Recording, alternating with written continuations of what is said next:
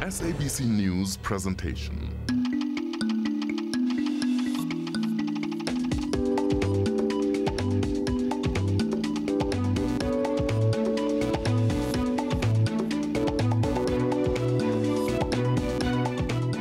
Good evening and welcome to Interface. My name is Rems Mabote and I'm standing in for Tembisa Magele. The problems in the governing party have been many in the recent past, but not many of us thought it would come to this. A group of senior and former leaders of the ANC have called for the electorate not to vote for the party, or at least to spoil their ballot papers come May 7. Led by former Intelligence Minister Ronnie Kasrils and former Deputy Minister of Health Nozizwe Madlala-Routledge, this campaign is in protest to the ANC, which Kasrils says has moved away from its founding principles. Former Minister in the Presidency, Dr. S Thabo Mbeki, himself a senior ANC member, has written back to Kasrils disagreeing with his views and asking him to reconsider. Is this rational? Is this the reality of democracy? Mr. Kasrils and Dr. Mbeki are our guests this evening. Please comment on our Facebook page, Interface on SABC3. Mr. Kasrils, there could have been a better way, or is this the best way you could have protested? Well, this is democracy and the necessity of speaking up. That's what we fought for, freedom of expression. And I really welcome Dr. Mbeki, my comrade Isop, and his intervention, taking us to task, writing an open letter. So that's democracy. And I believe that what's happening is that there's a debate taking place now. What is the gist of your gripe?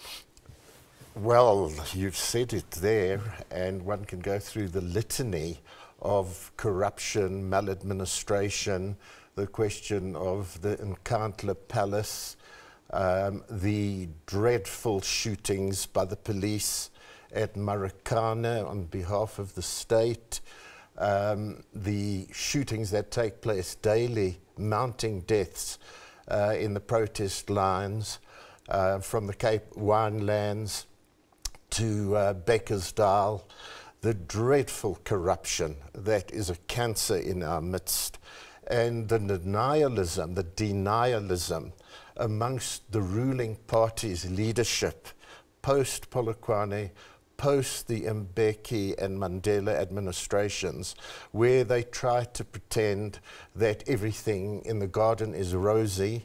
And everywhere one goes in this country, people are saying to veterans like ourselves, Isop, myself and others, why are you people keeping quiet? There's rottenness in the state of Denmark. You need to speak out. And but speaking out, and you know, you have not been in the party since 2008 when you left. Yes. Shouldn't you have stayed and spoken inside the party? Well, I was so disgusted, quite frankly, firstly at the way they dealt with then President Mbeki, and I saw this as a harbinger of real worse to come, and indeed over these years we've seen it happening. It's got to a point where one raises one's voice as a former ANC member, because I don't pay subs, I don't belong to a branch, I'm a former ANC member. Doesn't that take away credibility, that you're no longer a member of the party? Some people will say that, but you don't have to simply be a member. I've found it impossible, and good luck to Comrade Isop and Paolo Jordan and others, Isop, who will want to mount pressure from within and get change from within. Some of us have felt it's an impossibility, that there's no way, that things have gone too far. And we're no longer a liberation movement, although the ANC wants to pretend that it's a party. This is an election. It's a public issue. And to shock the ANC, one has said, we are withholding our votes this time, get things in order, and remember that we're supposed to be serving the people, not feathering our own nests. I want to talk about that concept, we, but let me bring you in, Dr. Mbeki. You know, a wise fellow once said, I am the democracy you fought for. Shouldn't they do what they want to do? Well, this is where and I think many others, like myself from our generation, would depart from the position that Comrade Ronnie has taken, so that there is no question that there's a lot of things that are going on in the ANC that makes a lot of people unhappy. There are a lot of things that can be done to improve the organization, to the way the organization works. But the question is, how do we deal with this issue? Do we take a position which says, don't vote, which is an absolutely negative approach, and I'm very surprised Ronnie, after all these years, now takes a negative approach. He's never been negative in his life. Even in the worst times of our movement, Ronnie was positive. Positive about the armed struggle, positive about escalating armed activities. Now he's taking negative positions. Well, it's a pity. And secondly, I think to ask people that if you don't spoil your ballot paper, vote for another party, is taking a very anti-ANC position. Now, who may I ask are you asking this electorate to vote for if they don't vote for the ANC? The DA? In all seriousness, is Ronnie really going to argue that the people must vote for the DA? I don't think so. Well, that's the question, Mr. Kasrils. How is not voting for the ANC going to hurt the ANC? Wouldn't you call for people to vote for a specific party or for other parties? Well, you know, in the first place, I don't see this as negative, Comrade Isop. I think it's positive what we're doing. And it's not simply spoil a ballot paper, as some people think we're saying. It's only if there are parties on that ballot list that you feel you don't have confidence in. And it's a democratic right. In India and Australia, they have that. We don't vote. There's an actual point on that list, none of the above. We don't have that in South Africa.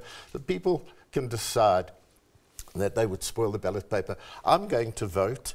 There are people there, some who were in the ANC previously, who maybe I will give my vote to. But, you know, if Isop, I can liken this to a lover's quarrel. And I want to talk about hard love, where you see that your partner or your parent or whoever is going downhill, is creating huge problems, not just within the family, but for the community as such.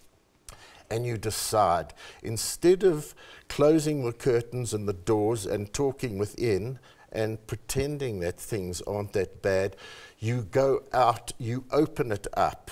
And that's the hard love message, and that's the message which is positive, Isop, which says to the ANC, we can't vote for you the way you're mismanaging things, the corruption. This is a signal to you. Take heed, otherwise you're going to get smashed on the rocks. I still want us to talk about how you see this correcting or hurting the ANC when we come back. I'm glad they're still calling one another comrade. For now, let's take a short break. Please stay tuned and welcome back. When we talk about this issue, we will take your Facebook messages.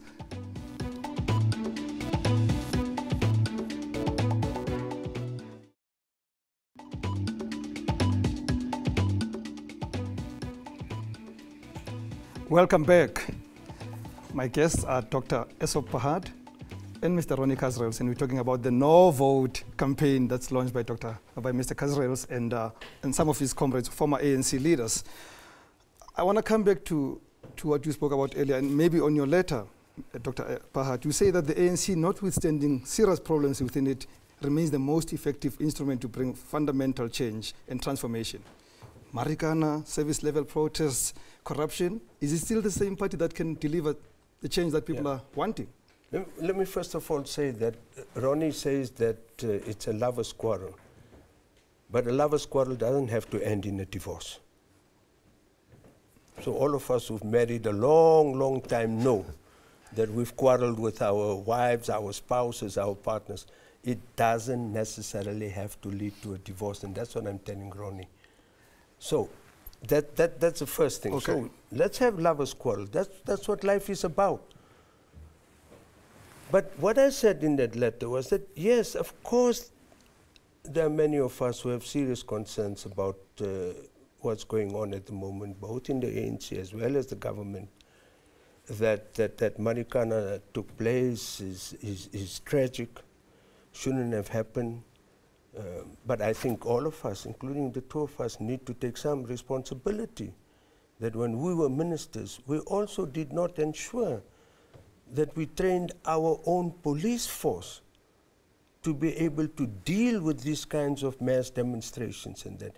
And I think that's what the report is going to show, that there is a very serious deficiency in the way the South African Police Service responds to demonstrations, whether it was Marikana or whether it's other protests that take place and so on and so forth, so that the question of the use of live ammunition should not have occurred. So yes, we need to deal with this issue. The question is how. The question is how do we try to find a way to... And that you don't address in your letter, the how. No, I don't. You're addressing him and your disappointment in him. No, because it's not a long letter, it's a short letter to just say to Ronnie, look, this is what I feel. But the how needs to be addressed, and it needs to be addressed by all of us. And all of us together who've had a long history of involvement in both the ANC as well as the SACP. I mean, we go back to 1960 with Ronnie. So we need to find a way to say, here is our organization. This is, in many ways, our creation. This is what we help to build. When it is in difficulties, when it is beginning, if he says, going into decline, how do we help the organization to stop the decline, to go back to its original roots and so on and so forth? Because Ronnie must agree that the ANC still remains the voice of the people, the instrument, the main instrument of the poor and the workers in South Africa. It remains this right now. Let me ask you both this question, and I want you both to answer it, but I'll start with you again, Dr. Pahad. How should the government have responded to the Nkandla matter? Has the response been adequate? Could it have been better? Well, let me speak as somebody who was formerly head of the Government Communication Information System. That I think that at the level of communication, they could have done a great deal more. At the level of interaction, in terms of accepting that it's not correct, that it is unacceptable, that you'd want to spend something like 256 million rand on the renovation of a single house. And thirdly then, to say we are going to, which they did afterwards, but I think they should have done it right at the beginning when the Mail and Guardian broke the story, that we're going to investigate this matter. He knows. Should somebody have taken a fall for it? No, because I think what you, first of all, before you get somebody to take the fall, do a proper investigation so that you can determine who was responsible for what. He knows. I know. One of the most corrupt departments, and this is long before even 1910, under colonialism, is the Public Works Department. It is riddled with corruption. He knows it. He knows, he was Deputy Minister of Defense too, that when they had to do work for them, they did shoddy work. So you needed to find that investigation and then come out and say, we've investigated the matter, this is what it is, we have to rectify this thing. So I think that was the first thing. Secondly, I don't think the ANC and the government immediately tried to deal with the perception. Now, perception is a very dangerous thing. I want him to respond. Would that have been enough, or was that papering over cracks? I think it's papering over cracks to a tremendous degree. It's so plain for everybody to see. The Marikana shootings as well. It's not just a question of a poorly trained or prepared police force, or the corruption in the department dealing with public works. We're talking here about such obscenities. We've seen, and you could see it almost immediately at Marikana, that the police were there to teach those striking miners a lesson.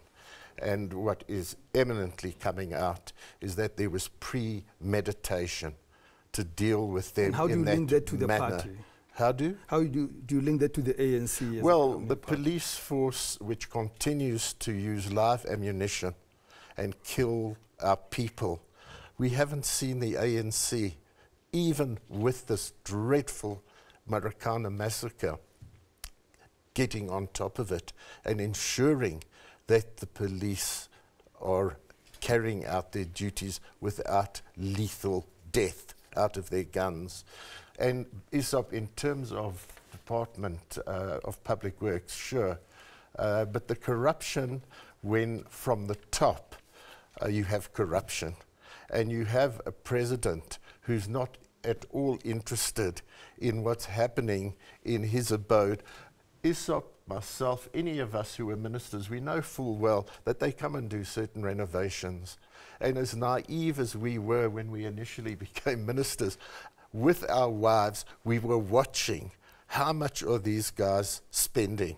And we curbed that under Madiba, under President Mbeki. In short, it was so not this enough. is all, it's not enough, it's scandalous. Let me read some of the views from our viewers. They came through Facebook. Busongwani says, I'm one of those who will not vote for the ANC. The best thing to do is to give them a wake-up call by deliberately voting for other parties.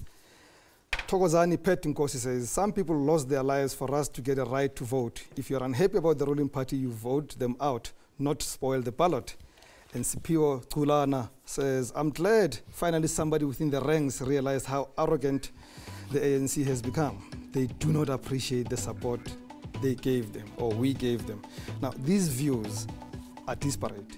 There are those who feel that your reaction is wrong, there are those who support it. But my question is, why not ask them to vote for a specific party? But we're going to do that after the ad break. Let's take a break.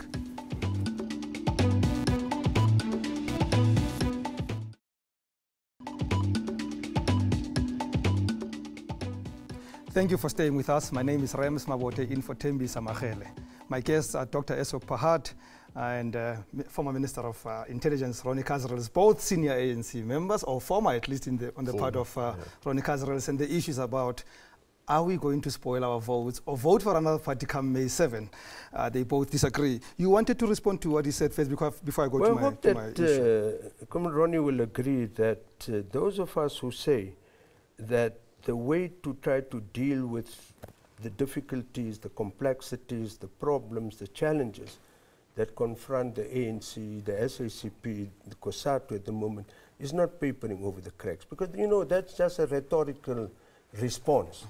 It doesn't help us to deepen our own understanding of what's going wrong and what all of us need to do, working together to correct those mistakes, because we are still committed, I hope, first and foremost, to the interests, the aspirations, the expectations of the majority of our people, the poor and the workers. And if we do that, then we say, what do we need to do to work in the interests of these people? Can I just say, you know, papering over the cracks was about the encounter issue. I don't believe that what you and Paulo and others are doing is papering over the cracks. They're trying. These are very honourable comrades who I highly respect. It's just a question of, in the 5 years from Polokwane, whether they have succeeded in any way. I think it's getting worse, which is why I've gone outside. And on the lovers' quarrel issue, I'm not saying I think we've passed the lovers' quarrel issue, and clearly you guys are still in love, so let's move on. I still want to know, why wouldn't you call for the voters to vote for another party? How do you see a spoiled ballot serving your purpose much better than them voting another party? Okay, no, please remember, it's not just spoil your ballot. That's only if there's no party that you feel you could trust. And then that's the right of a person to say, there's no one here that I can trust. I'm not going to give my cross there. Forget it. I'm not in a position to speak to this electorate and say, vote for A or B or C or D. I'm saying vote for whom you think you can trust. And I think there are people there. So that's the approach it is. I'm not a political agent. I'm giving voice to a lot of people, Isop, who are not in agreement with you, who really feel that things have gone so bad. And why not start a political party? Well, I'm not into that business either. There are enough political parties there. There is a move now, of course. We've seen this out of the ruckus in the trade union movement for a move towards some new kind of workers' party, because our Communist Party, I would say, has absolutely ceased to represent the working class. And that development's taking place. But it's not incumbent on me to have to organize as a political party. I've got a right to say to people what I'm saying. Dr. Pahad, is this a microcosm of what's happening inside the ANC? Are the divisions getting deeper and deeper and we're not dealing with them? Or is this a group of spoiled brats in the party who are old and tired and they don't want to deal with issues as they happen? I think that, I don't like labeling. So I think the proof of the pudding is in the eating. And come May the 7th, and when I phone Ronnie on May the 8th, I'll tell him, my friend, what you said on that television program hasn't come true. The overwhelming majority of the people still have their confidence in the ANC, and they are going to vote for the ANC. I think that's the first thing. The second, but would their vote still mean everything's okay inside the ANC? No, because it isn't. Because that's not how an electorate behaves. There's nowhere in the world that an electorate behaves that I vote for this party because I think everything is honky-dory with the party. They have issues, they have problems, but they look at the different parties that are participating in the elections. And Ronnie says he's asking for people to vote for another party. But what other party is there that's participating in this campaign that you can vote for? And I don't think that Ronnie can find a party to vote for unless he votes for WASP. Unfortunately, time is not on our side. Mr. Kasrils, how do you think you're going to succeed with this program? Do you think it's going to make any impact? Well, it's not to see the ANC voted out of power, because like ISOP, I expect that the ANC will win easily, 60%, maybe plus. I don't think under that. So I'm not going to be surprised ISOP. We'll agree on that. However, if the ANC were to lose from 65.7 in the last election, if they slipped by 3%, that's going to be a wake-up call, and that's what I would hope to contribute towards, to bring them down. Great stuff. I'm going to have to stop you. One more second for you. Okay, 10 seconds. I just hope that my very dear friend and comrade Ronnie realizes that he's made a mistake and rectifies it sooner rather than later. But he's still my friend and comrade. Well, I got them to hug. Thank you, and that's how we end our program tonight or this week. From me, Rems Mavote, thank you very much for joining me. Thembisa Makhele is back next week. It was a pleasure. Good night.